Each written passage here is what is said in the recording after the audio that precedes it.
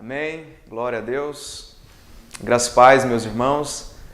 Estamos aqui mais uma vez numa live, hoje Escola Bíblica Dominical, onde nós iremos estudar a lição número 7 aí da sua apostila.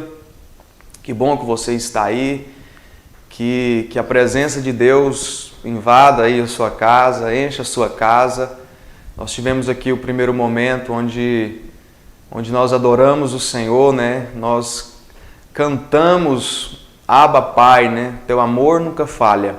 E que nessa manhã o amor de Deus venha encher o nosso coração com a palavra de Deus. Que onde você esteja aí, que a glória de Deus, que a unção de Deus, que o Espírito Santo venha nos encher com entendimento, com sabedoria, para nós entendermos aqui aquilo que o Senhor escreveu para nós. Amém? Glória a Deus. Você que está com sua apostila aí, nessa manhã nós iremos estudar a lição número 7. E a base bíblica para esta lição está em Romanos capítulo 6, a partir do versículo 1.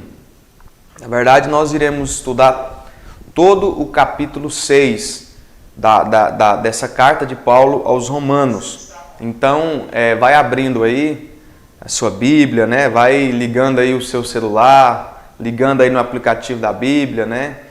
E vamos estudar a palavra de Deus. Amém? Esperar que todos encontrem aí. Romanos, capítulo 6. Então, trazer aqui uma breve introdução. Então, assim, nós sabemos que nós estamos estudando essa carta de Paulo à igreja de Roma. E essa carta é uma das cartas mais importantes que o apóstolo Paulo escreveu. Por quê? Porque ela trata sobre fundamentos da fé cristã. Essa carta de Paulo aos Romanos, ela é diferente de outras cartas que o apóstolo Paulo escreveu. Por exemplo, a carta que Paulo escreveu à igreja de Corinto, ela trata muito sobre problemas, né, internos, problemas familiares, problemas de igreja. E quando você estuda, quando você lê essa carta de Paulo aos Romanos, você não vê o apóstolo Paulo tratando de problemas, de conflitos, né, interpessoais. Você não vê Paulo falando, dando instrução assim, na prática, vamos dizer assim, como que um cristão deve proceder. Mas você vê o apóstolo Paulo trazendo fundamentos. Você vê o apóstolo Paulo, ele sendo profundo na base de ensino da vida cristã. Nós estamos na lição 7 e se você for relembrar aí as outras lições anteriores, nós lembramos que nós estudamos sobre a justificação pela fé, né? A lição número 5 o tema é o caminho da justificação. Na última lição, o pastor Samuel ministrou para nós, né? O tema justificação em Cristo. Se tem um assunto de suma importância na palavra de Deus, é esse assunto sobre a justificação pela fé. O que é a justificação, né? É Deus nos tornando justos. E Deus, Ele nos tornou justo, não foi simplesmente dizendo, não, vocês se tornaram pecadores devido lá ao pecado de Adão, toda a raça humana se contaminou e você não vê Deus dizendo, não, então eu sou o Deus Todo-Poderoso, o Supremo, o Senhor de todo o universo, então assim eu vou liberar uma palavra aqui, não, o homem vai se tornar justo. Não, se Deus fizesse isso, ele iria contra os seus princípios, porque Deus é amor, mas Deus também é justiça. Deus não poderia salvar a raça humana apenas falando, apenas liberando uma palavra, apesar que tudo que Deus decide fazer, Ele começa com a palavra, né? A Bíblia, desde o início, já nos contava a respeito do que iria acontecer, que Deus iria enviar o Filho dele, Jesus, e o que aconteceu? Jesus, Ele assumiu a nossa culpa, a nossa dívida. Jesus, ele foi condenado num madeiro e Ele assumiu toda a dívida que nós tínhamos com Deus, né? Nós tínhamos uma dívida com Deus. Nós estávamos devedores de Deus, a Deus.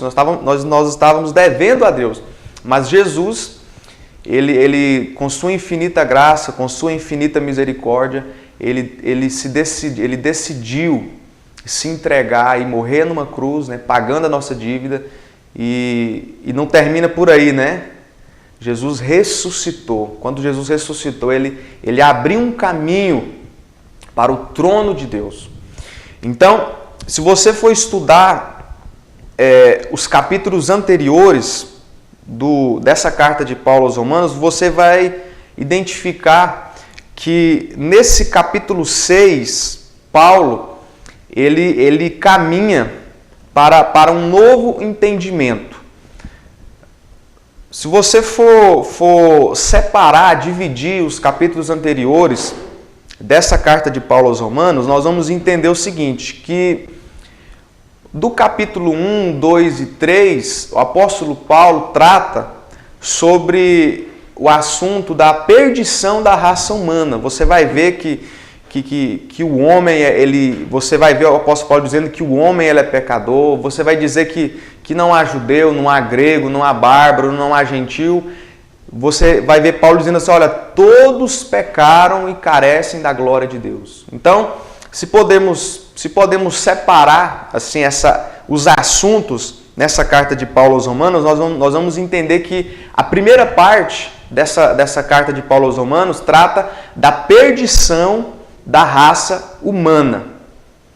E isso se comprova através daquele versículo chave, né, que todos conhecem, né, que é Romanos 3:23, que diz: todos pecaram e carecem da glória de Deus. E se você, a partir do meio ao fim do capítulo 3 dessa carta de Paulo aos Romanos, até o final do capítulo 5, você vai ver o apóstolo Paulo falando sobre a justificação. Justificação que foi pela fé, ou seja, não foi pelas obras, né? Nós não fizemos nada. Deus nos amou primeiro. Até nesse capítulo 5, o apóstolo Paulo fala algo muito interessante. Ele fala assim que Deus prova o seu amor para conosco, tendo Ele morrido por nós quando nós éramos pecadores. E aí ele traz de novo falando sobre a justificação. Então, o capítulo 1, 2 e 3, até a metade do capítulo 3, Paulo ele traz o problema. Porque sempre quando a gente vai pregar o evangelho, quando a gente vai falar de Jesus, primeiro nós temos que mostrar o problema. O ser humano, ele estava numa situação assim complicadíssima, irreversível aos olhos humanos. Eu lembro que uma vez quando Jesus ele falou assim, olha, é mais fácil passar um camelo pela agulha do que um rico de ser salvo. E aí os discípulos ficou pensando, meu Deus, então é impossível o homem ser salvo. Jesus não estava falando ali principalmente sobre a questão da riqueza, né, da soberba dos ricos e tal. Não, Jesus estava tratando do problema da raça humana. Por quê? Porque logo depois que os discípulos falaram para Jesus, então, se for assim, então quem que vai ser salvo? Aí Jesus disse assim, olha, mas o impossível ao homem será possível a Deus. O que Jesus estava querendo dizer era que, assim, aos olhos humanos, era impossível o homem sair dessa situação. Nós temos que entender isso. E isso está muito claro na Bíblia. Então, assim, nós recebemos a salvação pela graça. Foi Jesus, um presente de Deus. Então, primeira parte da carta de Paulo aos Romanos, capítulo 1, 2 e 3, até a metade do capítulo 3, o apóstolo Paulo trata da perdição da raça humana. Ele trata o problema. Já na segunda parte, da metade do capítulo 3 até o final aqui do capítulo 5, versículo aqui 21, né, o último versículo do capítulo 5, Paulo começa a expor a resolução. Paulo começa a expor mostrando como que Deus nos salvou. E como que Deus nos salvou? Foi através da justificação pela fé. Agora, nós, por causa da fé, a Bíblia fala que a fé vem pelo ouvir e ouvir a palavra de Deus. Então, assim, quando você ouve o Evangelho e você crê nesse Evangelho, o que acontece? Você é justificado, Deus te faz justo, Deus te torna justo através da fé. E aí você abandona a velha vida. A Bíblia fala que Deus, lá em Isaías diz assim, eu que apago, o Senhor dizendo, eu é que apago as suas transgressões e delas não me lembro. Então, aí Deus, ele apaga, ele passa uma borracha na sua velha vida e a Bíblia fala, eis que tudo se fez novo, agora nós somos nova criatura, né? 2 Coríntios 5,17. Então, segunda parte trata da justificação pela fé. Foi o que o pastor Samuel ministrou nas últimas duas lições, né? Que ele falou sobre a justificação. E agora, nesse capítulo 6, irmãos, nesse capítulo 6, o apóstolo Paulo, ele inicia uma nova etapa nesta carta que Paulo escreveu aos Romanos. E o que o apóstolo Paulo trouxe para nós? Então é o que nós vamos estudar. O tema da lição de hoje é o pecado, é um tema triplo, né? O tema de hoje é o pecado, o batismo e a graça. Olha só, pecado, batismo e graça. Então, vamos ler. Você que está com a sua Bíblia aberta aí, Romanos 6, capítulo 1. Olha só, olha o que o apóstolo Paulo diz. Que diremos, pois? Ele inicia, irmãos.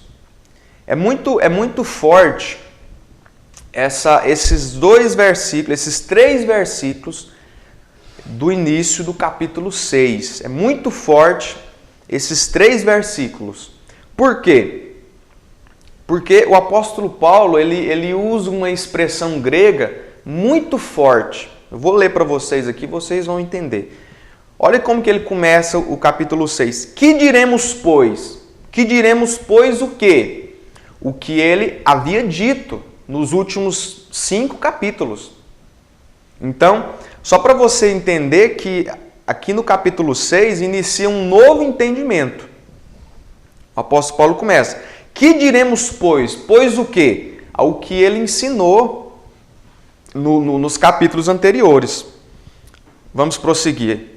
Permaneceremos no pecado para que seja a graça mais abundante? Interessante, irmãos, que o apóstolo Paulo ele pratica o método de Jesus. Jesus, você pode ver em toda a Bíblia que Jesus ele ensinava perguntando. Sempre quando Jesus iria responder algo, ele fazia uma pergunta em forma de didática, né? E o apóstolo Paulo, conhecendo Jesus, conhecendo, né, certamente os evangelhos que foram escritos, Paulo também usa o mesmo método. Vamos continuar lendo. De modo nenhum, versículo 2, como viveremos ainda no pecado, nós os que para ele morremos? Olha que interessante. Olha a segunda pergunta que o apóstolo Paulo diz. Permaneceremos no pecado para que seja a graça mais abundante? Por que o apóstolo Paulo faz essa pergunta? Volta aí um pouco, 3 versículos anteriores, capítulo 5. Diz assim, olha o que o apóstolo Paulo nos diz.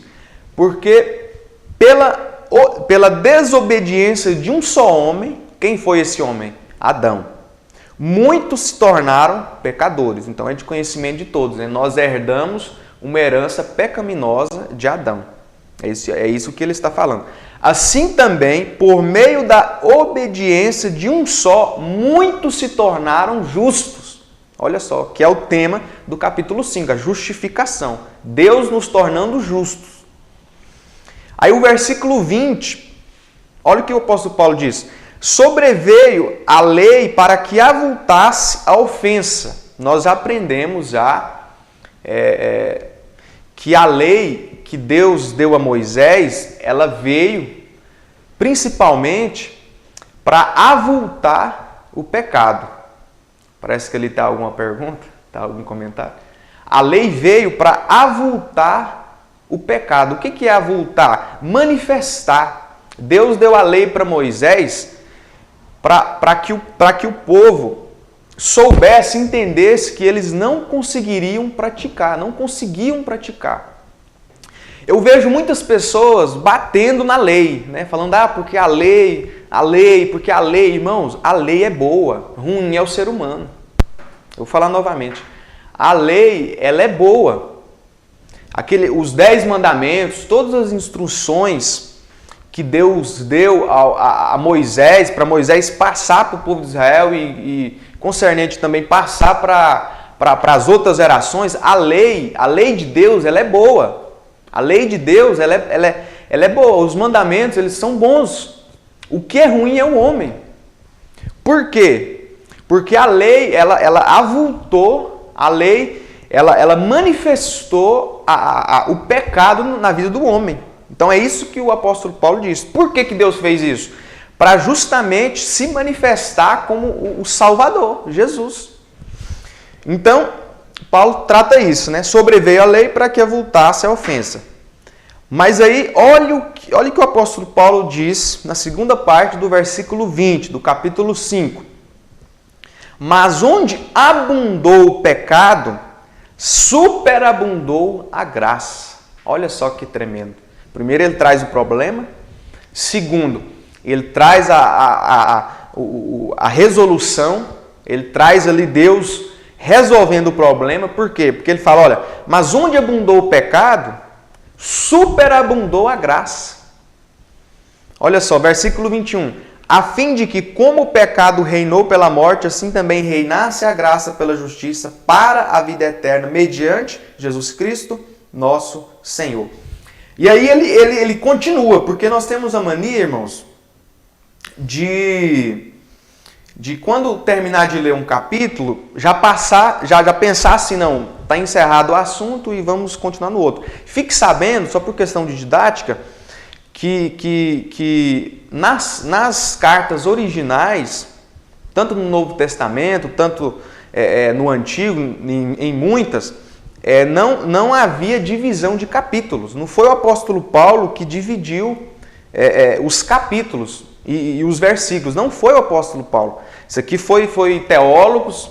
Eu não me lembro assim mais ou menos, não me lembro assim da data, mas foi assim mais ou menos 800 anos depois do Novo Testamento, né? 800 no século 9 por aí do nosso tempo, que alguns teólogos, estudiosos que separaram a Bíblia em capítulo e em versículo. Para quê? Para questão para facilitar nós encontrarmos, né, certos textos. Então, assim, por que eu estou dizendo isso? Estou dizendo isso por quê? Porque quando a gente lê uma carta dessa de Paulo aos Romanos, quando você quer ler uma carta de Paulo aos Efésios, você não deve dividir os capítulos e pensar, não, aqui já está falando, não. Você tem que ler como uma carta só. É um conteúdo. Amém? Então, vou ler novamente aqui o 20 e o 21 para depois eu ler o versículo 1 do capítulo 6 para você ver que é o mesmo assunto, é o mesmo discurso, é uma mesma carta. Olha o que o apóstolo Paulo fala. Sobreveio a lei, no versículo 20, capítulo 5. Sobreveio a lei para que avultasse a ofensa, mas onde abundou o pecado, superabundou a graça. A fim de que, como o pecado reinou pela morte, assim também reinasse a graça pela justiça, para a vida eterna, mediante Jesus Cristo, nosso Senhor. Versículo 6, capítulo 6. Que diremos, pois? Pois o quê? O que ele disse, principalmente nesses últimos 3 versículos. Permaneceremos no pecado para que seja a graça mais abundante? Ele faz uma pergunta. O que nós vamos fazer? O que nós, mediante essas revelações, esse entendimento de que, primeiro, a raça humana ela entrou num caminho de perdição sem volta, mas depois Jesus nos justificou pela fé, nos justificou em Cristo. Jesus nos justificou, nos tornou justo. E agora eu acabei de dizer para vocês que onde abundou o pecado, superabundou a graça. Aí o que o apóstolo Paulo ele faz uma pergunta, que é uma pergunta, eu não sei se é a palavra retórica que fala, que é uma pergunta óbvia, né? O apóstolo Paulo pergunta, permaneceremos no pecado para que seja a graça mais abundante? Por que o apóstolo Paulo disse isso, irmãos? Porque já naquela época, como nos dias de hoje, muitos mestres já ensinavam que quanto mais o camarada pecasse, mais graça ele tinha na vida dele. Então, assim, já naquela época, né, quando eu pesquisei, estudei aqui sobre esse capítulo, sobre esses 2 capítulos, já existiam mestres ensinando, dizendo que baseado, porque toda heresia ela sai da Bíblia, né? Pessoas pegam versículos isolados e começam a pregar aquilo. Então, assim, naquela época, já existiam mestres ensinando, dizendo assim, olha, se o apóstolo Paulo ensinou que onde abundou o pecado, superabundou a graça, então eu vou pecar, porque quanto mais eu pecar, mais graça eu vou ter. E nós estamos aqui, né, nessa EBD, aqui, nessa Escola Bíblica Dominical, para ensinar que isso não é uma verdade. O apóstolo Paulo, ele comprova isso em todo o capítulo 6. Se nós formos intitular esse tema de hoje, claro que a lição traz aqui o pecado, o batismo e a graça, mas a mensagem de hoje, a mensagem que Paulo traz nesse capítulo 6 é que em Cristo Jesus nós somos libertados da condenação do pecado. Em Cristo Jesus nós somos libertos do domínio do pecado. Amém? Posso ouvir um amém aí? Posso? Amém. Glória a Deus. Pastor Samuel aqui. Então, assim, não existe, irmãos, na Bíblia, esse entendimento de que a graça de Deus ela é suficiente. Irmãos, a graça de Deus, o entendimento da graça, ele é tremendo para nossas vidas, mas ele não pode servir de amuleta para você viver uma vida no pecado. Não pode. Isso não é bíblico. E o apóstolo Paulo, ele faz essa pergunta. E é bíblico isso. Olha, permaneceremos no pecado para que seja a graça mais abundante? E no versículo 2, o apóstolo Paulo fala, de modo nenhum. Eu quero fazer aqui uma interação aí com vocês que estão aí, do outro lado. Eu queria fazer uma pergunta.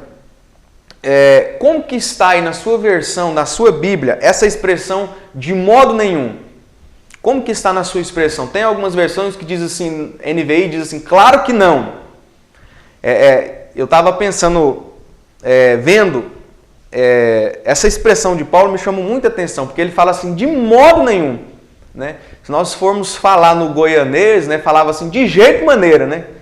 Quem aqui dos goianos que fala, eu não falei isso não, mas eu já ouvi demais, né? De jeito maneira. Por exemplo, tipo assim, eu lembro que lá no Ceará, se fosse lá no Ceará, eles diziam assim, tá louco, macho, tá doido, macho. Tipo assim, vocês estão equivocados, não é isso, vocês estão entendendo errado. Eu disse que onde abundou o pecado, isso o apóstolo Paulo dizendo, né? Mas eu disse que onde abundou o pecado, superabundou a graça, mas isso não é amuleto, não é amuleta, não é uma base para vocês pecar e viver uma vida no pecado, não. Como eu já falei, lá em Gálatas capítulo 5, diz que para a liberdade Cristo nos chamou. Nós somos libertos em Cristo, né? Deus nos deu liberdade em Cristo Jesus. Só que a mesma Bíblia que fala que Cristo nos deu liberdade, é a mesma Bíblia que fala que nós não devemos usar da liberdade para dar ocasião à carne. Tem algum comentário aí? A da Lilian diz, de maneira nenhuma. Na De maneira nenhuma, né? Na nova versão, na linguagem de hoje, aqui na minha, que diz, é claro que não. É claro que não. É isso aí. Então, assim, no goianês, né, era essa expressão, né, mais caipira, né? De jeito maneira, de forma alguma. E é interessante que porque o Novo Testamento foi escrito em grego. Paulo, ele usou uma expressão muito forte no grego, tipo assim não, vocês estão, né, numa versão Rafael Zefa, né? Não, né? De forma alguma. Misericórdia, né? O Rafael Zefa, ele dá mais peso assim nas expressões, né? Bem legal. Então, é isso que o apóstolo Paulo diz. Vamos continuar lendo. Como viveremos ainda, versículo 2, capítulo 6. Como viveremos ainda no pecado, nós os que para ele morremos?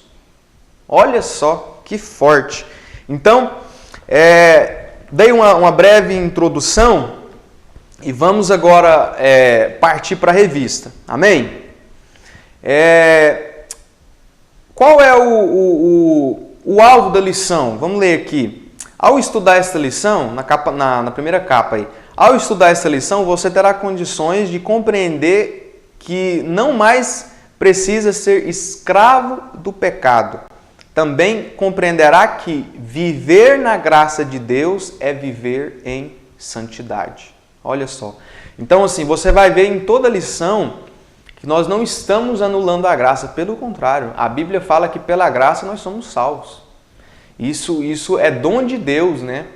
Tem duas palavras que são, assim, muito fortes no Evangelho de Jesus, que é graça e misericórdia.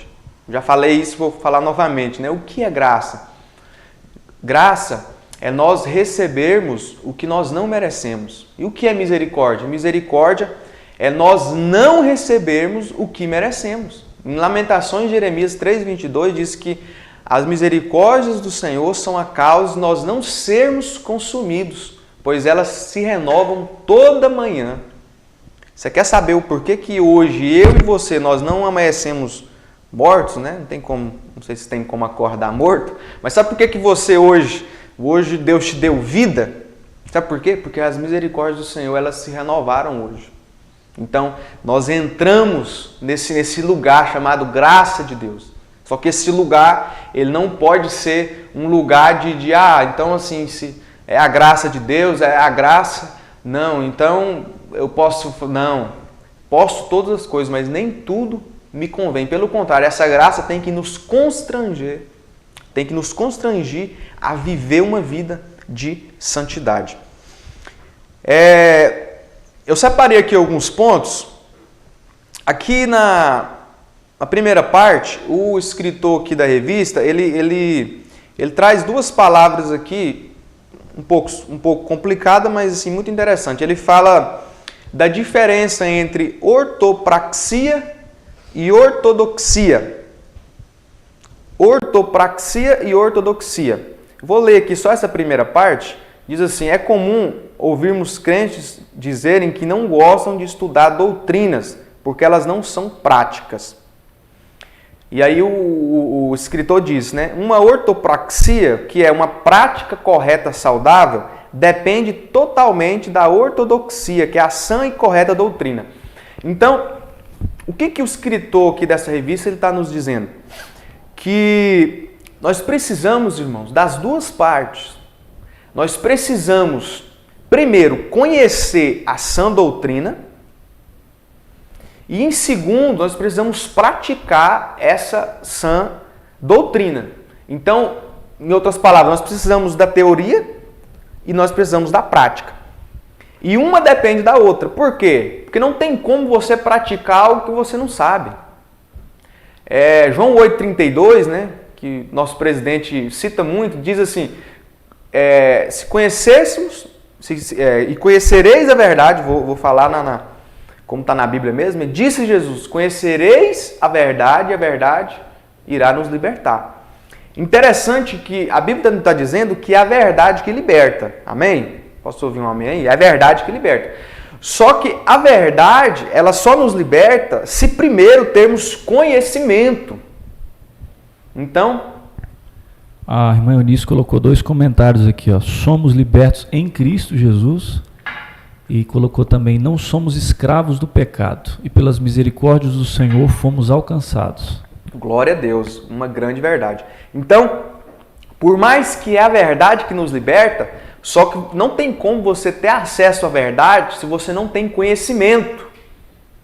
Então, é isso que o apóstolo Paulo vai trazer nesse capítulo. Ele vai primeiro ele dá uma danada, fala, olha, vocês estão entendendo errado. Quando o apóstolo Paulo escreve essa carta, está parecendo que alguém, quando ele falou que onde abundasse o pecado, superabundou a graça, está parecendo que alguém levantou e falou, não, mas isso aí está errado, porque senão o pessoal vai pecar, vai viver uma vida. O apóstolo Paulo fala, não, que diremos, pois, permaneceremos no pecado para que seja a graça mais abundante? De modo nenhum, de forma alguma. Aí depois, você vai ver aqui do versículo 4 a seguir, o apóstolo Paulo, ele vai trazer conhecimento, ele vai trazer entendimento. E depois o apóstolo Paulo vai trazer orientações práticas. O que devemos fazer mediante a essa revelação. Então, ortopraxia e ortodoxia, né? Uma depende da outra. Uma fala da sã doutrina, a outra fala de uma prática. Então, precisamos ter essas duas verdades em nossas vidas. Então, vamos seguir aí na nossa revista. A nossa revista, irmãos, nessa lição, ela traz do que 2 partes. A primeira parte, ela nos ensina do versículo 1 do capítulo 6, né, ao versículo 14. O escritor aqui da revista, ele traz aqui 7 fatos cruciais desse capítulo. Então, vamos percorrer aí nesses 7 fatos, nessas 7 verdades. Amém? Primeiro, que nós já comentamos, página 42 aí. O apóstolo Paulo traz uma pergunta, nós já falamos sobre isso, né? Ele diz, que diremos, pois? Permaneceremos no pecado para que seja a graça mais abundante? Já falei isso várias vezes. Abra sua Bíblia, em 1 João, capítulo 3, a partir do versículo 7 ao 9. Vamos ler aqui um texto muito interessante que nos auxilia aqui, nos traz riqueza sobre esse assunto. Lembremos que uma doutrina bíblica, ela é a Bíblia em um todo, né? Nós não podemos pegar um capítulo da Bíblia e não. Nós temos que ver os 2 lados que a Bíblia nos traz, né? 1 João, capítulo 3, do versículo 7 ao 9. Vou esperar que todos encontrem aqui. 1 João 3, 7. Diz assim, filhinhos, não vos deixeis enganar por ninguém. Aquele que pratica justiça é justo, assim como ele é justo. Jesus, né? Versículo 8. Aquele que pratica o pecado procede do diabo, porque o diabo vive pecando desde o princípio. Para isto se manifestou o Filho de Deus, para destruir as obras do diabo. Versículo 9. Todo aquele que é nascido de Deus não vive na prática de pecado, pois o que permanece nele é a divina semente. Ora, esse não pode viver pecando, porque é nascido de Deus. Bom, se você for estudar aqui essa carta de João, ele trata muito sobre isso, né? Aquele que se diz que permanece nele não vive pecando. E quando a gente olha para esses textos, nós até pensamos, meu Deus, será que João está ensinando o perfeccionismo, né? Uma perfeição assim completa? Não. João, ele não está dizendo que quando você aceita Cristo, você nunca mais vai pecar. Não.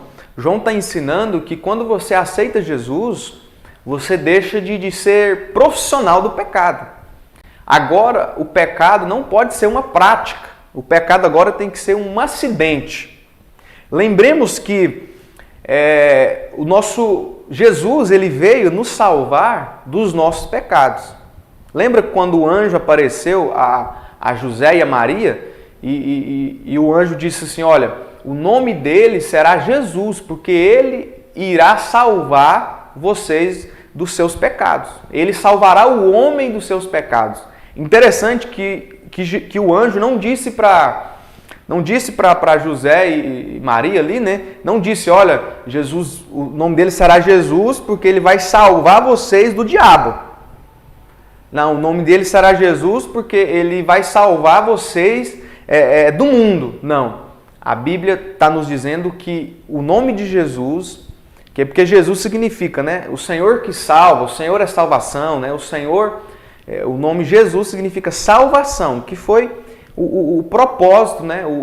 Naquela época, os nomes das pessoas eram diretamente relacionados a quem elas iriam ser ou quem elas iriam se tornar. Então, Jesus ele foi e é nosso Salvador e o nome dele significa Salvador. Então, o que eu estou querendo dizer é que o nosso problema principal é com o pecado. Lá em Isaías 59 diz assim que são os nossos pecados que nos faz separação entre Deus.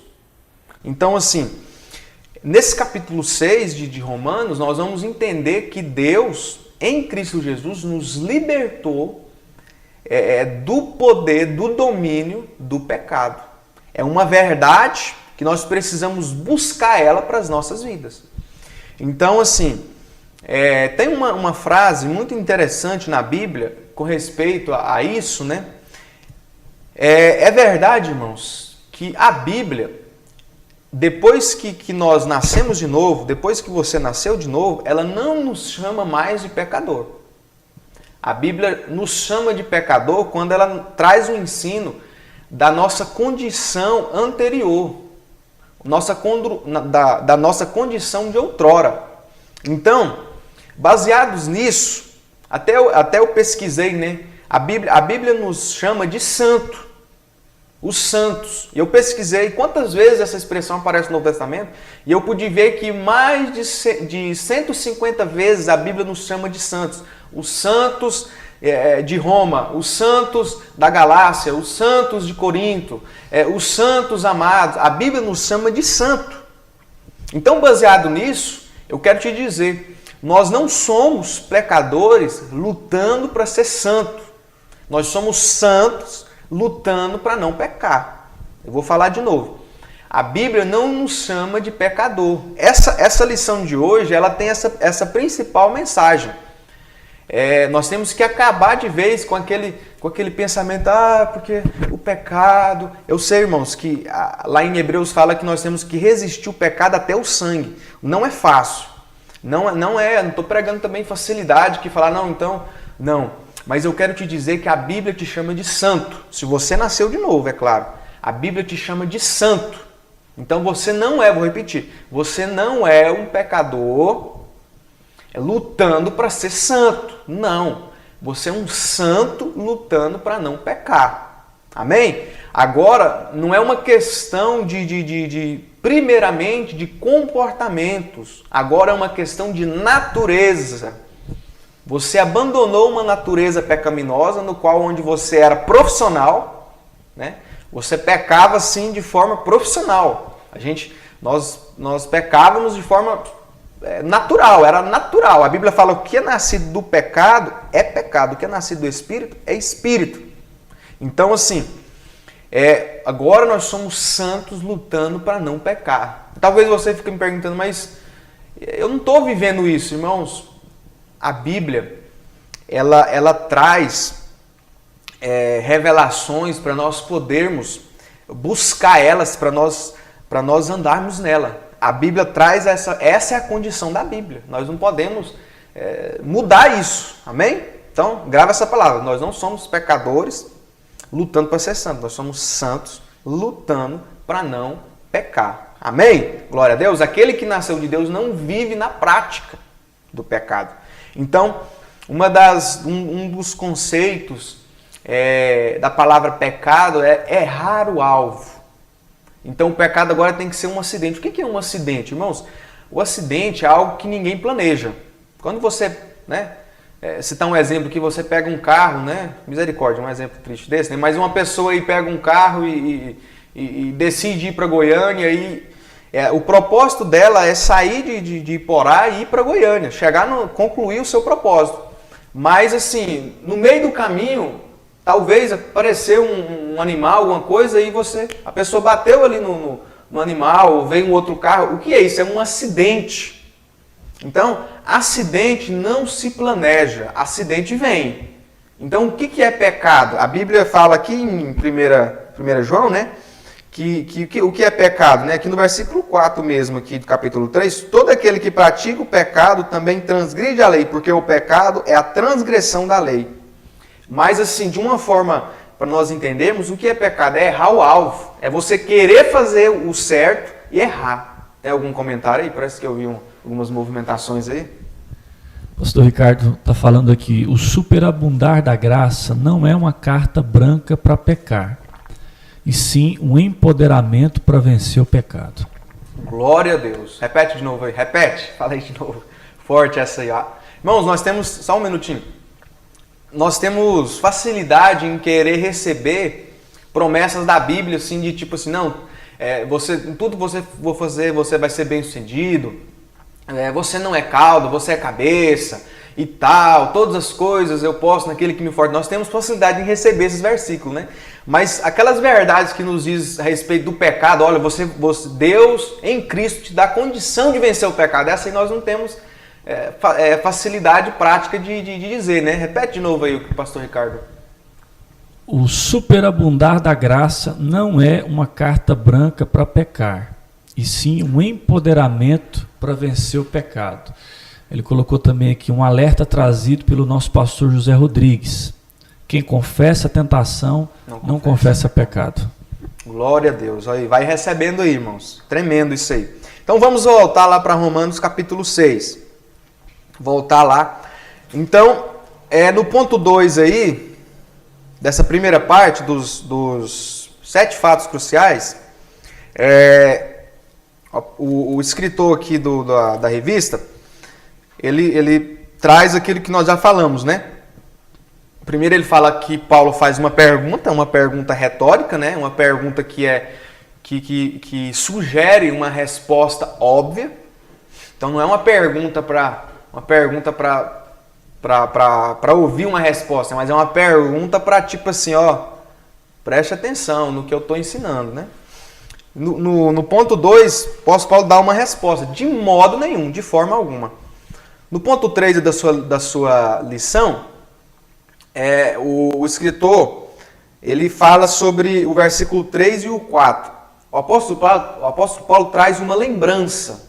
Olha o que está escrito, vamos ler aí. Ou porventura ignorais que todos nós que fomos batizados em Cristo Jesus, fomos batizados na sua morte. Fomos, pois, sepultados com ele na morte pelo batismo. O que o apóstolo Paulo traz? Ele traz uma lembrança. E é isso que o Espírito Santo faz. E é isso que o Espírito Santo está fazendo nessa manhã.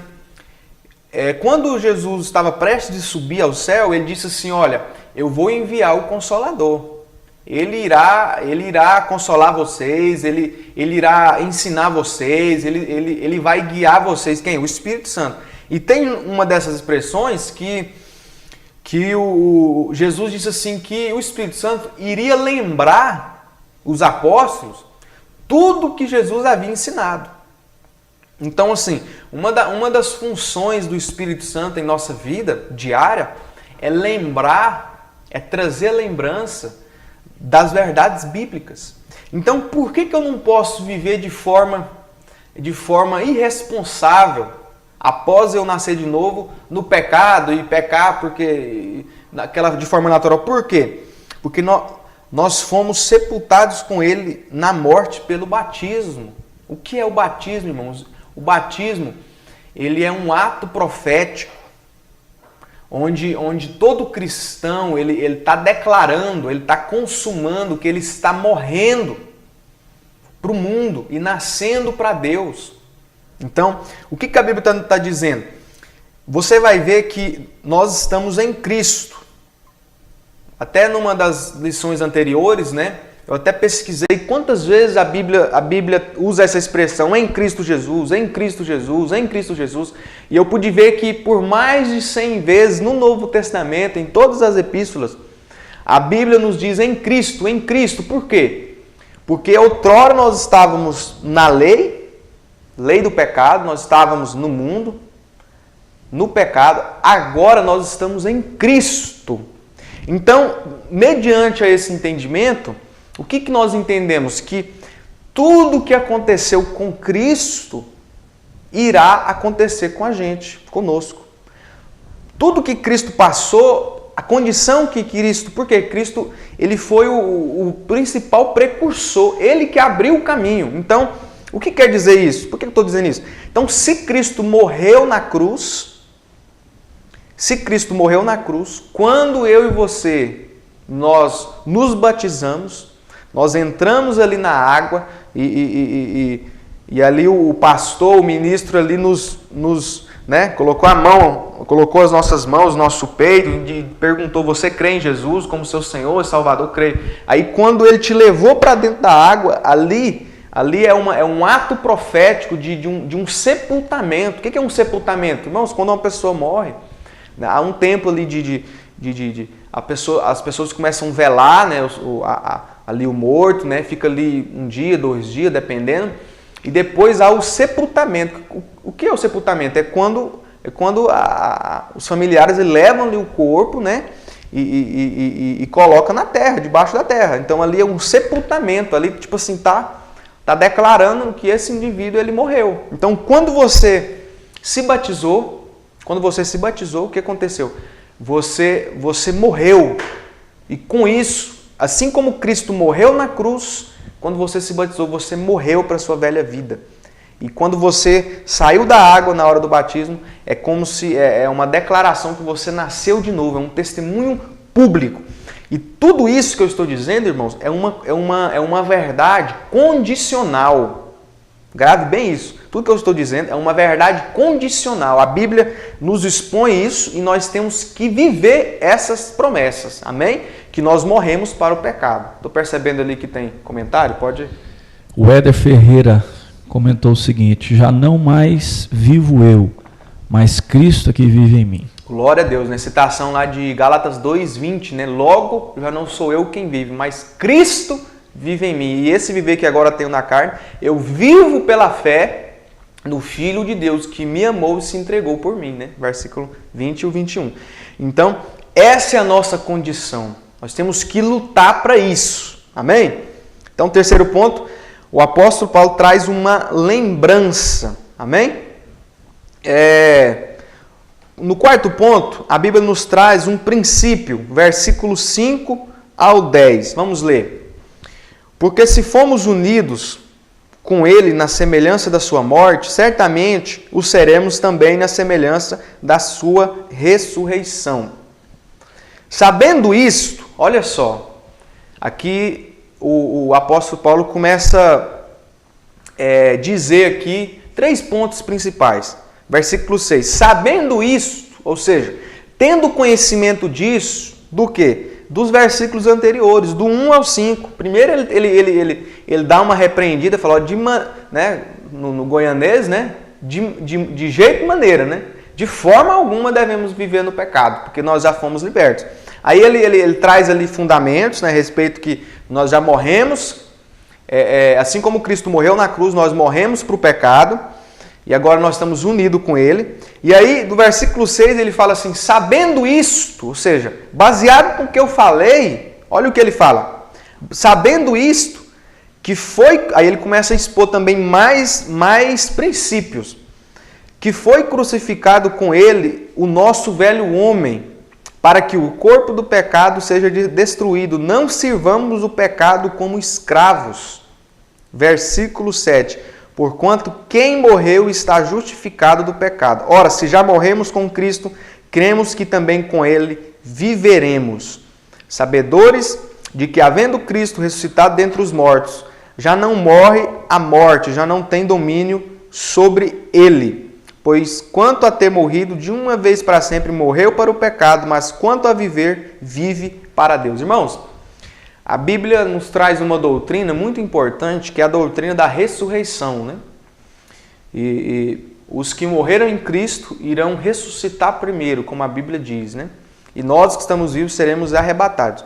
Só que essa ressurreição que o apóstolo Paulo ensina aqui a partir do versículo 6, ele não está se referindo à ressurreição no último dia, não. Ele está se referindo a um novo nascimento. Ele está se referindo a uma nova roupagem agora. Uma vez que nós morremos, nós nascemos. O que é uma ressurreição? Uma ressurreição nada mais, nada menos que é um novo nascimento. Quando Jesus ressuscitou a Lázaro, o que aconteceu? Lázaro estava morto e ele nasceu de novo. Aquilo ali, Jesus estava ensinando o que ele iria fazer conosco. Porque Efésios 2:1 diz que ele nos deu vida nós estando mortos nos nossos pecados. Então, uma pessoa que ela não está em Cristo, ela está morta espiritualmente. Entendeu? Ela está morta espiritualmente. Mas quando ela aceita Cristo, ela recebe a vida. Então, o que o apóstolo Paulo está dizendo aqui, do versículo 6 a seguir, ele traz um princípio muito importante. Qual é o princípio? Do novo nascimento. Eu separei uma parte aqui, diz assim: assim temos também condição de vencê-lo e andar em novidade de vida. Agora eu quero convidar você para abrir em dois textos, Efésios 4:22 e depois Colossenses 3:8. Eu quero até convidar o pastor Samuel, que está aqui nos ajudando, nos auxiliando, a ler esse primeiro texto, Efésios 4:22. Irmãos, com relação à graça de Deus, ela nos atingiu e ela nos atinge. Só que assim, existe uma resposta que precisamos dar a essa graça. Então assim, existem muitos mestres aí, pessoas, pastores ensinando, falando, não, porque é a graça de Deus, é a graça de Deus. Irmãos, não anulando a graça, mas assim, se a graça de Deus, se somente a graça fosse suficiente para mudar a vida de todo cristão, quando esse cristão aceitasse a Cristo, ele já iria viver 100% na plenitude de Deus. E é isso que acontece? Não. Porque quando nós aceitamos a Cristo, inicia-se um processo de santificação.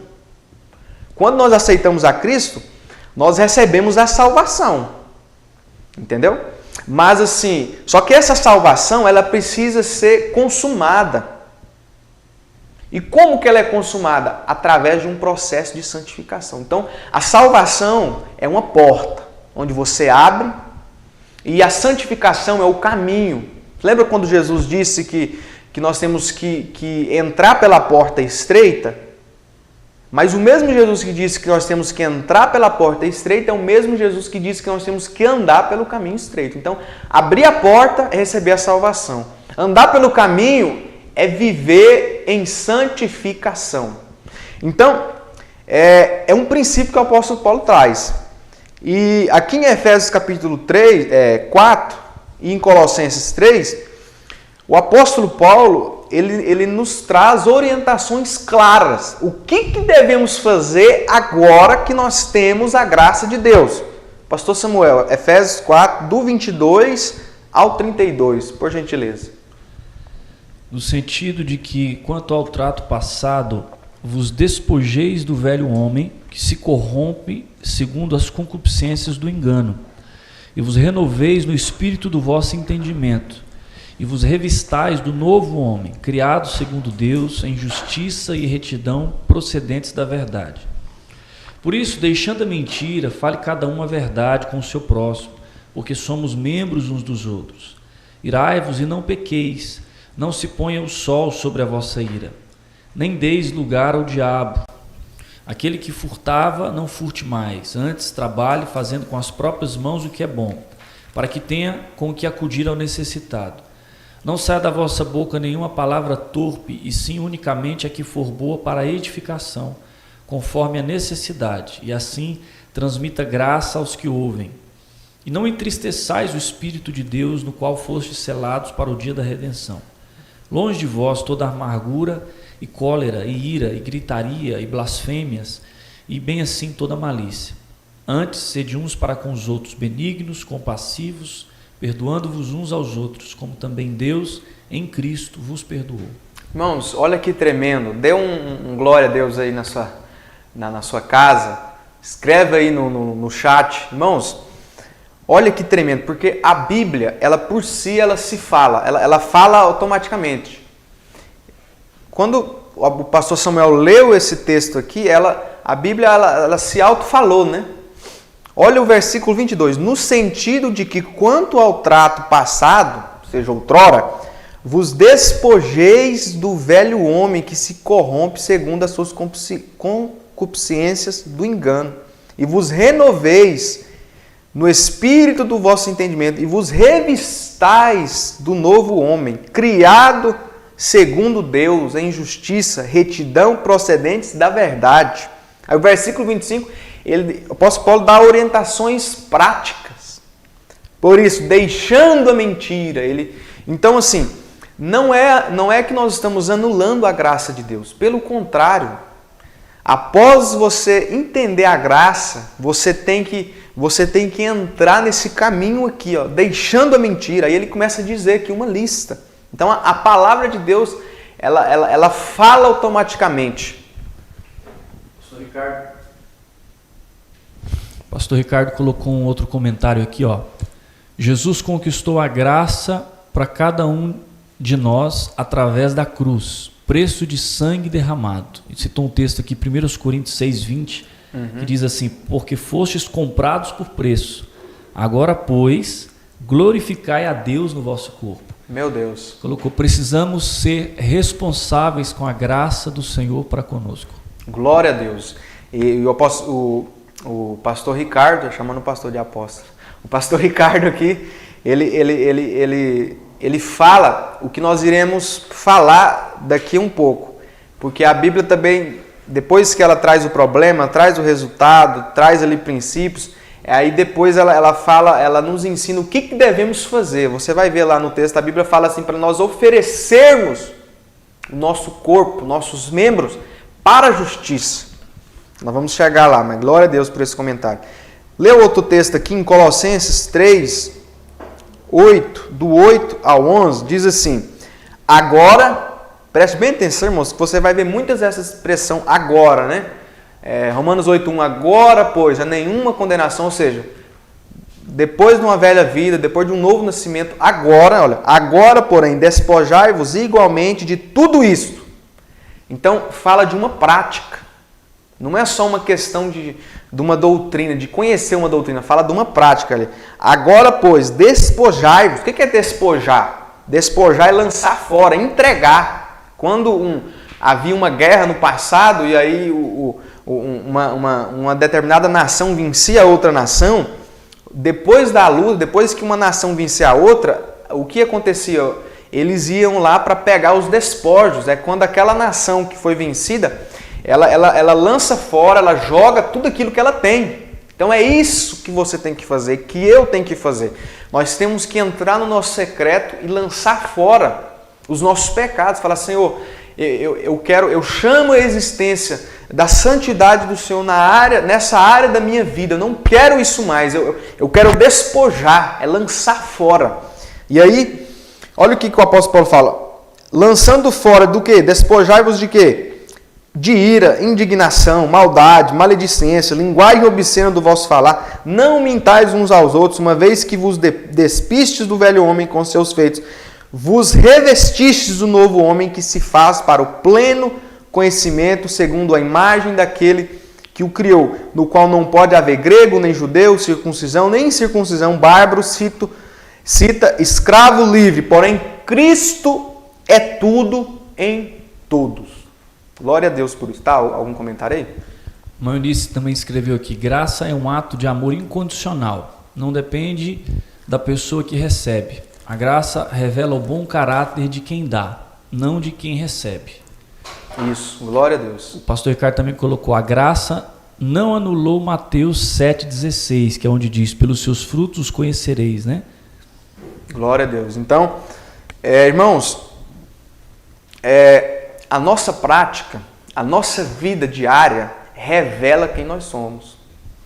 Então, assim, não basta eu dizer que, né, eu me regozijar, a graça de Deus, e tal, porque a graça de Deus, não adianta só eu regozijar, tem que regozijar sim, porque a graça de Deus ela é soberana, ela é forte demais. Mas assim, irmãos, na verdade nós revelamos a graça através de uma prática. Nós revelamos a graça de Deus através de uma vida diária. Então, o pastor Ricardo disse, né? Pelo fruto se conhece a árvore. Lembramos novamente, e é algo que eu gosto muito de citar, porque é o que mudou minha vida. Quando Jesus ensina sobre a árvore, Jesus está ensinando sobre a nova natureza. Então, assim, uma árvore, um pé de manga, ele não esforça, ele não soa ali para gerar um fruto da manga. Ele não, chega o tempo determinado, o pé de manga dá manga, chega o tempo determinado, o pé de caju dá caju. É natural, é algo natural. Então, assim é a nossa vida em Cristo. Então, a nossa vida em Cristo está relacionada a uma nova natureza. Uma árvore boa, ela vai dar frutos bons. Então, uma árvore que conheceu a graça de Deus, ela vai transmitir graça de Deus, ela vai manifestar graça de Deus. Amém? No quinto ponto, uma exortação aí da sua apostila. O crente tem de considerar-se morto para o pecado. Versículo 11 do Romanos capítulo 6. Assim também vós considerai-vos mortos para o pecado, mas vivos para Deus.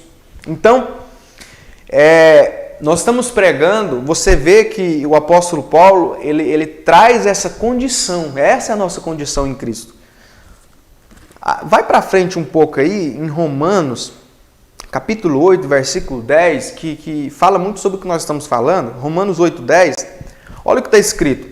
Se, porém, Cristo está em vós, Cristo está em você, Cristo está em mim, eu creio piamente que Cristo está em mim. Olha o que o apóstolo Paulo fala. Se, porém, Cristo está em vós, o corpo, na verdade, está morto por causa do pecado. Por quê? Porque Deus venceu o pecado lá na cruz. Mas o Espírito é vida por causa da justiça. Irmãos, o apóstolo Paulo traz aqui uma verdade condicional. O que é uma verdade condicional? Irmãos, a Bíblia ela não pode tratar de meio termo, assim, ou é ou não é. Então a Bíblia nos trata como mortos para o pecado. E é claro, irmãos, como eu já falei, nós não podemos pregar perfeccionismo, né? Perfeição 100%. É claro, irmãos, que nós sabemos que a nossa carne luta todos os dias para nos levar para o pecado. Isso é uma verdade. Só que existe uma outra verdade também que diz que o nosso corpo ele está morto. Claro que não é uma verdade real muitas vezes em nossas vidas, porque a carne ela quer se manifestar, o velho homem, mas o que devemos fazer? Nós devemos entrar num caminho de mortificação. É o que o apóstolo Paulo ensina no capítulo 8. Se nós andarmos no Espírito, nós iremos mortificar os feitos da carne. Recentemente, nós saímos de um jejum. E se tem uma prática poderosa para exercitar, para gerar essa verdade em nossas vidas, é o jejum. Se você praticar o jejum, se seja semanalmente, que seja mensalmente, se você praticar o jejum, você vai estar mortificando. O que é mortificar? É matar. Você vai estar matando a carne. Então quer dizer que o jejum ele te leva para essa condição. Quanto mais você jejuma, mais você enfraquece a carne. Tem um comentário aí? Glória a Deus que hoje está tendo muito comentário, né? Benção demais. Glória a Deus. A minha amada esposa falou que a versão dela de Romanos 8:10 está escrita assim: uma vez que Cristo habita em vocês, embora o corpo morra por causa do pecado, o Espírito Santo aqui, né, lhes dá vida porque vocês foram declarados justos diante de Deus. Meu Deus, glória a Deus, hein? Declarados justos, já interliga, né, os ensinos passados, né, da justificação pela fé. Então Deus nos declarou justo. Olha só. Então, Relembrando, Deus não nos chama de pecador. A Bíblia nos chama de justos, a Bíblia nos chama de santo, mas de pecador Ele não chama. Ele chama quando na nossa condição anterior. Então vamos seguir. Ponto 6 da sua revista. Uma ordem. Versículo 12 e 13. Olha só. Não reine, portanto, o pecado em vosso corpo mortal, de maneira que obedeçais às suas paixões. Versículo 13. Nem ofereçais cada um os membros do seu corpo ao pecado como instrumentos de iniquidade, mas oferecei-vos a Deus como ressurretos dentre os mortos, e os vossos membros a Deus como instrumento de justiça. Aqui, ponto 6 é uma ordem.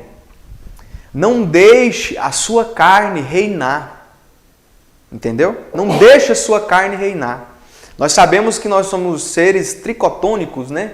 Compostos aí de espírito, alma e corpo. Lá em 1 Tessalonicenses 5,23, o apóstolo Paulo fala que nós devemos ser achados irrepreensíveis na vinda do Senhor, na nível de espírito, de alma e de corpo. Então, o que acontece quando uma pessoa nasce de novo? Quando uma pessoa não está em Cristo, o seu espírito está morto. E se o seu espírito está morto, o que acontece? A alma, ela começa, ela governa, entendeu? A carne começa a governar. A carne governa a alma, porque não tem um espírito nascido de novo. Quando uma pessoa nasce de novo, sabe o que tem que acontecer? O que? Se o Espírito recebeu vida de Deus, é o Espírito que tem que governar, a sua parte espiritual. Né? Até muitos mestres aí ensinam, né, que após o novo nascimento há uma disputa, né, de quem vai casar com a alma, se é o Espírito, se é a carne. Porque a alma, irmãos, ela é pau mandada, né? Tipo assim, se você tiver uma velha natureza, a carne ela vai casar com a alma e você vai fazer o que está na sua cabeça, o que seus sentimentos dão, e a alma ela oscila demais. Mas quando a pessoa nasce de novo, o que acontece? Seu espírito nasce de novo, ele tem que se casar com a alma. Tô dizendo aqui, tô trazendo uma analogia, tá bom? Não vai falar que eu estou pregando heresia. Então, assim, o espírito tem que casar com a alma. Por quê? Para o espírito liderar, para o espírito governar. E é isso que o apóstolo Paulo fala do versículo 12 e 13. Não reine, portanto, o pecado em vosso corpo mortal. Olha só. O que é reinar? Reinar, irmãos, é um lugar onde o rei reina. Né?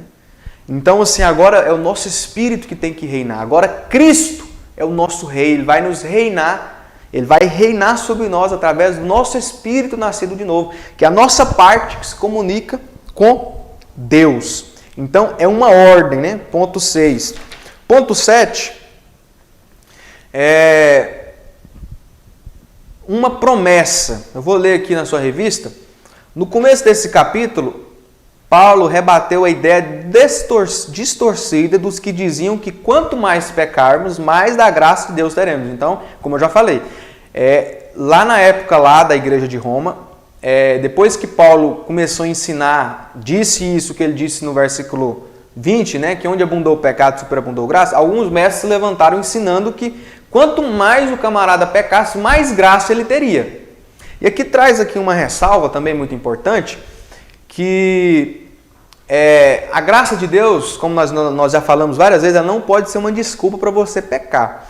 Mas se você pecar, se você está na luta contra o pecado, se você está nessa luta, realmente vai haver mais graça sobre você. Por quê? Porque se o pecado ele é abundante na sua vida, a graça vai superabundar. Realmente vai. Mas o que nós estamos pregando contra é que o camarada já está na graça, então eu posso viver. Não. Mas se você está lutando, se você está naquela, vai haver mais graça para você. Porque você vai ser a pessoa que vai precisar mais, né? Quanto mais você precisar, Deus vai te dar, mas não de forma irresponsável. Então, é interessante trazer essa ressalva, né? Então, se você está aí nessa vida, meu Deus, eu não consigo permanecer em Cristo, eu não consigo... Eu quero te dar uma palavra, a graça suficiente para Deus estender a mão dele e tirar você dessa situação. Amém? Eu quero ministrar isso sobre a sua vida. A graça de Deus. Há infinitamente mais graça sobre você do que pecado na sua vida. Amém? Então, uma promessa. Ele mostra que quem se entrega a Deus não mais será domínio pelo pecado. Não será dominado pelo pecado. A libertação não se dá por conta do homem, mas por causa da graça de Deus que o libertou do senhorio do pecado e o transportou para o escritor usa aqui, para as trincheiras do amor de Deus. Então, há uma promessa para nós. Amém? Nós temos liberdade em Cristo Jesus. Liberdade do quê? Libertos do quê? Do pecado. Amém? O pecado não pode te dominar. Por mais que esteja te dominando, ele não pode, porque a graça de Deus é superior. Amém? Receba aí a graça de Deus. Ponto 2. Caminhando para o fim, né? Eu vou ler aqui, ponto 2 da sua apostila. Essa introdução aqui do ponto 2, o tema do ponto 2 é da escravidão à liberdade. Você vê que o apóstolo Paulo traz essa analogia, né? Sobre escravidão. O que é um escravo? É certo que Paulo usou essa analogia porque na época de Paulo era comum os escravos, né? E quem é um escravo? Irmão, o escravo é uma pessoa que não tem direito nenhum. Há quem diga que os escravos eles não tinham direito de andar calçado, eles andavam descalços, né? E a maioria do povo na época, eles eram escravos. Por isso que o apóstolo Paulo usa essa expressão. O que é um escravo? Irmão, um escravo é uma pessoa que ela é pau-mandada, né? Usando aí uma linguagem popular. O escravo é alguém que não tem direito, não tem esperança. A vida dele é submeter ao seu senhor. O escravo, nós não sabemos tanto sobre o que é escravo, né? Nós sabemos que houve escravidão no país e no passado, né? Toda aquela questão.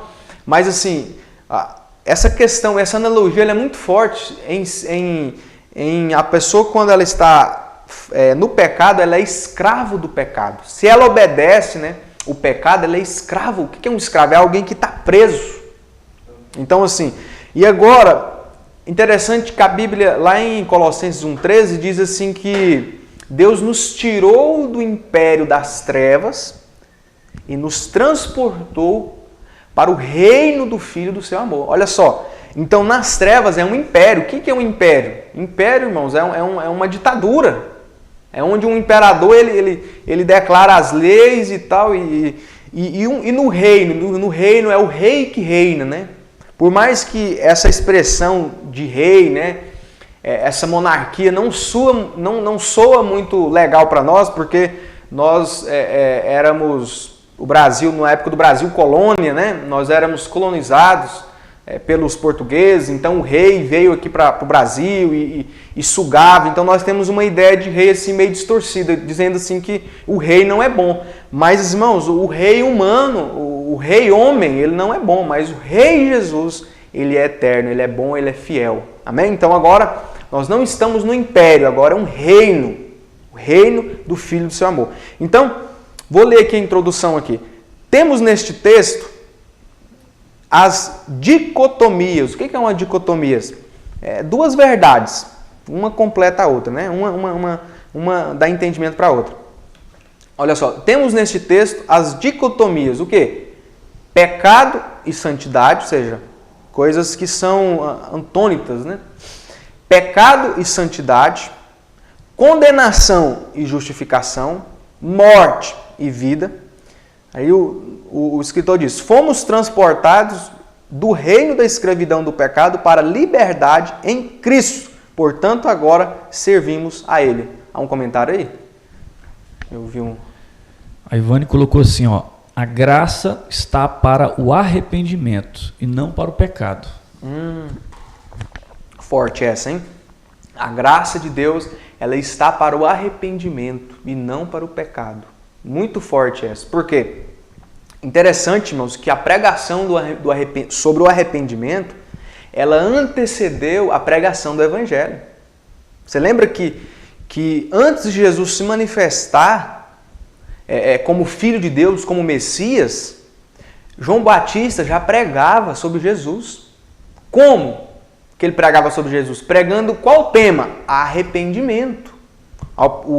João Batista apareceu no deserto da Judéia dizendo: arrependei-vos, porque está próximo o reino dos céus. E quando João Batista viu Jesus chegando a ele ali no Jordão, João Batista disse: eis o Cordeiro de Deus que tira o pecado do mundo. Aí João Batista já começou a pregar e Jesus começou a pregar dizendo assim: arrependei-vos, porque é chegado. Ou seja, o reino de Deus chegou em pessoa, que foi através de Jesus. Então, essa é muito forte, muito interessante.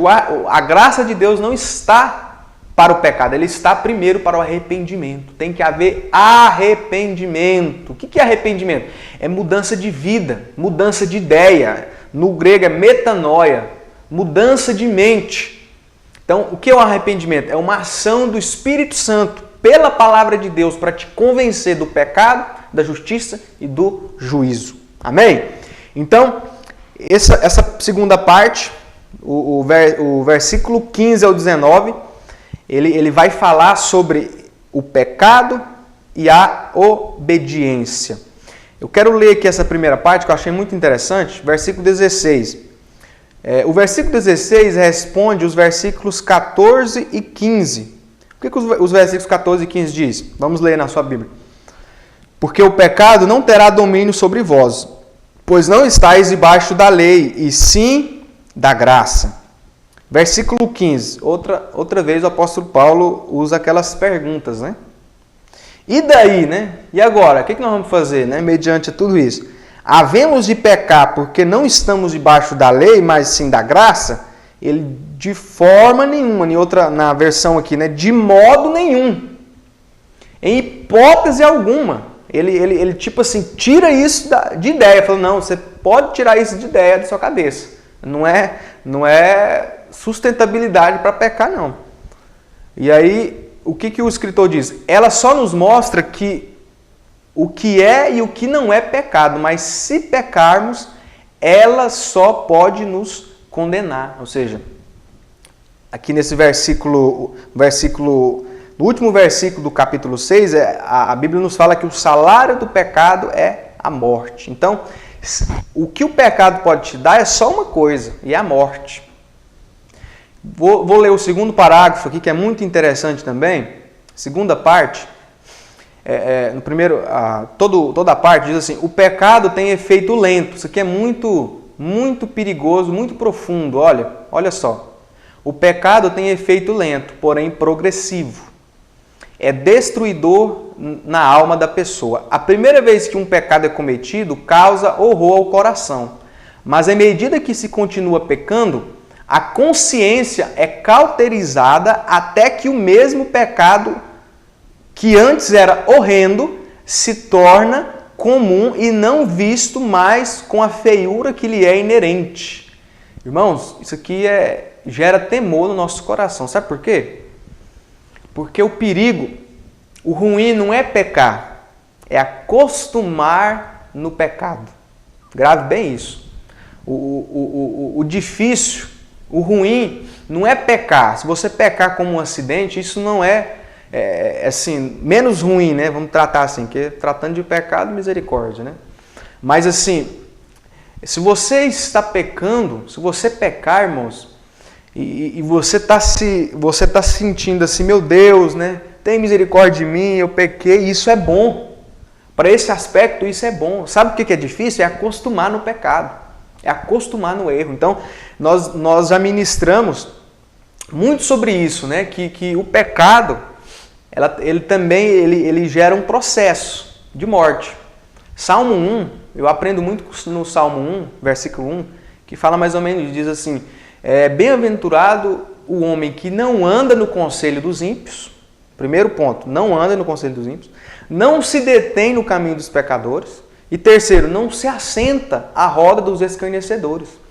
Você pode enxergar aí que você vê um processo. Primeiro, o camarada, ele ouve o conselho. Segundo, a Bíblia está dizendo que para ele não se deter. O que é se deter? É andar no caminho. Aí no terceiro ponto ele fala assim, aquele que se assenta. Então é um processo. Olha só, o camarada, primeiro ele ouve o conselho dos ímpios do mundo, aí depois ele já anda, ele se detém no caminho, ou seja, ele está parando no caminho, ele tá numa direção, no caminho, ele para, se deter é parar. Aí o terceiro ponto já é o final, ele se assenta. O que é assentar? É cair. Né? Eu já falei isso várias vezes. Você pode andar quilômetros por horas por um caminho. Pensa quando você está fazendo caminhada. Você pode andar aí por 2 horas, para quem tem costume, 3 horas. Mas você consegue ficar 3 horas parado? Quando você para, inicia um processo de queda. Quando você para, irmãos, a próxima etapa é assentar, é cair. Então, esse é o terceiro estágio, assentar na roda dos escarnecedores. Corra da roda dos escarnecedores. Amém? Então, lembre-se disso. O difícil é um cristão viver no pecado de forma, tá tudo bem, tá tranquilo. Enquanto o pecado te incomoda, é bom. Mas quando ele faz parte da sua vida, é terrível. Porque se você não sabe que você está no lixo, você não vai sair do lixo. Amém? O segundo ponto aí, libertos do pecado. Vou ler aqui o versículo 22. Eu quero, antes de falar sobre esse texto, já caminhar para o final. Mediante tudo isso, o que devemos fazer? Eu vou ler do versículo 16 ao 19, capítulo 6 de Romanos. Não sabeis que daquele a quem vos ofereceis como servos para a obediência, desse mesmo a quem obedeceis, sois servos, seja do pecado para a morte ou da obediência para a justiça. Versículo 17, olha. Mas graças a Deus, uma outra revelação. Porque outrora escravos do pecado, contudo viestes a obedecer de coração a forma de doutrina que fostes entregues. E uma vez libertados do pecado, fostes feitos servos da justiça. Então agora nós somos escravos da justiça. Verso 19. Falo como homem, por causa da fraqueza da vossa carne. Olha só a humanidade de Paulo. Paulo também não está pregando algo falando uma santidade 100%, não. Mas aí, nessa segunda parte do versículo 19, o apóstolo Paulo, para mim, aqui é uma conclusão, um término desse capítulo 6. Então, mediante tudo isso que nós ouvimos, se já somos libertos do pecado, se nós não devemos usar a graça como um amuleto de uma vida de pecado, então o que nós devemos fazer para viver nessa verdadeira libertação? Segunda parte do verso 19. Assim como oferecestes os vossos membros para a escravidão da impureza e da maldade, para a maldade, assim oferecei agora os vossos membros para servirem à justiça para a santificação. Irmãos, está aqui. Por que nós ensinamos, pastor Samuel, pastor Ricardo, por que nós ensinamos tanto a prática de oração? Por que nós ensinamos tanto o ir ao secreto, a buscar a Deus? Porque, irmãos, é impossível lutar contra o pecado sem as armaduras de Deus. É impossível vencermos o pecado sem as armaduras de Deus. Eu lembro que um homem de Deus, um pastor, esteve em nossa igreja uns anos atrás, ele disse algo muito interessante. Ele disse assim que um cristão, ele não decide pecar ou não pecar, não é na hora da tentação, mas é antes, no quarto dele, no momento de oração. Quando você está em oração, você tem facilidade de dizer não ao pecado. Tem um fato interessante também que é bom a gente enfatizar, é que há diferença entre tentação e pecado.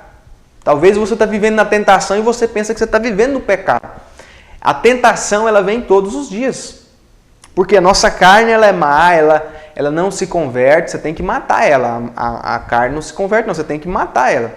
Então, assim, há uma diferença. Lá em Tiago, capítulo 1, fala muito sobre isso, né? Que primeiro vem a tentação Aí dessa tentação vem o desejo. Se esse desejo for consumado, aí você peca. E depois do pecado, a morte. Então há um processo também.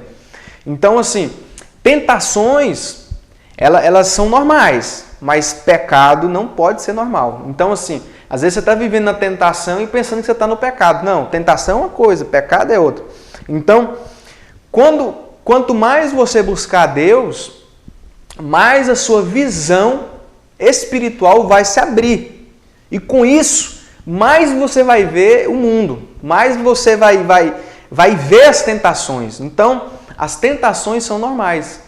O pecado que não pode ser normal. Então, quando vier uma tentação, como o pastor Ricardo citou, algo que o pastor José cita, né? Dizendo para nós confessarmos a tentação para não confessarmos o pecado, né? Já cortar ali o mal pela raiz. Então, como que nós fazemos tudo isso? Como que nós vivemos essas verdades, irmãos? Oferecendo os nossos membros para a justiça. O apóstolo Paulo fala assim, olha, com a mesma constância que você vivia no pecado, da mesma forma que você se entregava ao pecado, se entrega a Deus, né? Eu lembro de eu vou usar uma expressão aqui, mas vocês me entendem aí, tá? Eu lembro uma vez um pastor disse assim, eu não parei de beber, eu só mudei minha bebida. Então, assim, ele falava porque outrora ele bebia muito, bebia todas, né? E se enchia mesmo, né? Entrava para dentro mesmo, né? E aí ele falou assim um dia, ele falou, olha, agora com Cristo eu não parei de beber, eu só mudei minha bebida. Por quê? Porque a Bíblia fala, enchei-vos do Espírito, né? A Bíblia nos fala para a gente se encher de Deus. Ali, o apóstolo Paulo, escrevendo a carta aos Efésios, né, 5,18, ele fala para a gente, ele dá uma analogia, olha, assim como vocês bebiam, vocês, né, entre aspas, enchiam a cara outrora, agora vocês têm que encher de Deus. Mergulhar, não tem aqueles camaradas quando eles pegam para beber, eles bebem 3, 4 dias, né? Então, assim, da mesma forma, da mesma constância que nós fazíamos no passado no pecado, nós temos que fazer com Deus, nós temos que se oferecer a Deus. Amém? Então, o segredo, e eu já quero terminar por aqui, que eu penso que já está... Então, assim, o segredo para vivenciar tudo isso é o quê? É se oferecer a Deus, se entregar a Deus. Quando você se entregar a Deus, Deus vai encher a sua vida dele. E na medida que ele vai enchendo, tudo aquilo que era da velha natureza vai sair. E você começa a ser um novo homem, uma nova mulher em Cristo. Amém? Ponto 2, libertados do pecado. Eu quero ler aqui essas últimas duas colocações aqui da revista. Diz assim, o pecado faz do homem um escravo. E no final, como pagamento, lhe dá a morte física e eterna. É como o apóstolo Paulo termina o capítulo 6, né? Porque o salário do pecado é a morte, mas o dom gratuito de Deus é a vida eterna. Interessante que como em Deus é pela graça, então assim, você pode ver aqui, ó, que o apóstolo Paulo usa a expressão, o salário, o que é um salário? O salário do pecado, o que é um salário? O salário é uma recompensa, onde a pessoa ganha por prestar um serviço. Então, se a pessoa praticar o pecado, viver no pecado, entrar no pecado, ela vai ter uma recompensa no final, que é a morte. Mas, e em Cristo? Ó, mas o dom, o que é dom? É um presente. Aqui, no original é charis, no grego, um presente de Deus, um benefício. Olha, mas o presente de Deus, gratuito de Deus, é a vida eterna. Então, quando você se oferecer a Deus, você não vai ter porque você buscou a Deus. Não, você vai ter porque você recebeu a graça. Aí já não é por merecimento. Aí, porque Deus não trata assim, eu vou derramar graça sobre meu filho porque ele me buscou, ele orou tantas horas. Não, em Cristo não é por merecimento. Em Cristo é pela graça. E claro que é pela sua busca. O que acontece quando você buscar a Deus, quando você se oferecer a Deus? Você vai entrar em um lugar, preste bem atenção, você vai entrar em um lugar onde você vai ter acesso a sua herança em Cristo. Lembra que é um processo. Então, quando você buscar Deus, você vai entrar em um lugar onde você vai encontrar todas as coisas. Efésios 1:3 diz que o Senhor já nos abençoou com toda sorte de bênçãos. Onde? Onde? Faça a pergunta, né? Onde que o Senhor vai nos abençoar? Aliás, onde o Senhor já nos abençoou com toda sorte de bênçãos? Em lugares celestiais em Cristo Jesus. Então, eu quero terminar com essa expressão, né? Existe um lugar onde nós podemos vencer o pecado. E nesse lugar há uma graça abundante. Nesse lugar há uma liberdade. E quanto mais você permanecer nesse lugar, mais você vai conhecer das verdades de Deus. E a verdade vai te libertar, vai me libertar. De repente Deus vai nos levar em lugares onde nós nunca fomos nele. Amém? Vou ler aqui a conclusão. Uma escolha deve ser feita. Servirmos a dois senhores é impossível. Lembra quando o Senhor disse, né? Não podeis servir a dois senhores. Então não tem como ser escravo do pecado e servo da justiça. Nós temos que escolher. Cada senhor retribui de uma forma a sua lealdade. O pecado com a morte e Deus com a vida. Amém? Glória a Deus. Então, quero já terminar essa lição. Em Cristo Jesus nós somos libertos do pecado. Nós temos esta condição. Amém? Glória a Deus. Quero agradecer a sua presença, quero agradecer a sua audiência aí, né? Por entrar aí em sua casa através da palavra de Deus, das mídias sociais. Que o Senhor possa nos dar essa condição. Vamos orar? Amém? Pai, nós queremos te agradecer por essas verdades. Senhor, que não seja apenas informações, mas que sejam revelações em nosso coração. Que não seja algo teórico, mas que seja algo prático. Na segunda-feira, Senhor, amanhã, na segunda-feira de manhã, que possamos viver essa condição. Nós queremos receber essa liberdade que o Senhor nos deu em Cristo. Em nome de Jesus, que o Senhor possa invadir, encher o nosso coração dessas verdades, para nós podermos andar nelas. Em nome de Jesus, em nome de Jesus. Não deixe o inimigo, Senhor, roubar essas verdades dos nossos corações. Em nome de Jesus. Senhor, nós também aproveitamos essa situação, esse momento, para orar pela nossa nação. Declarar que Tu és Rei sobre nossa nação. Tu és Senhor sobre nossa nação. Tu és Jeová Rafá, Deus que cura. Nós repreendemos esse mal, essa pandemia da nossa nação. Em nome de Jesus, toda ação maligna no meio da política podre dessa nação, que o Senhor venha intervir com mão forte, poderosa.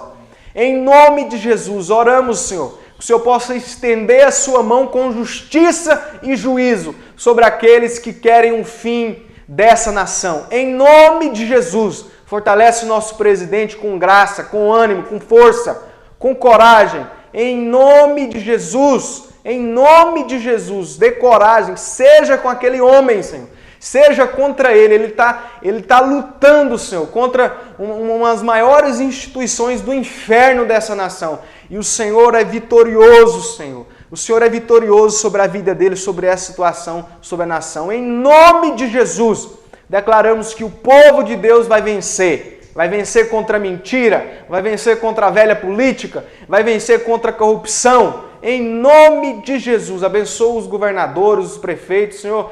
Em nome de Jesus, sara a nossa terra. Não deixa essa pandemia tomar conta da nossa nação. Em nome de Jesus, que possa cessar esse mal. Nós oramos também pela economia, oramos pelas empresas, Senhor. Abençoa os empregos.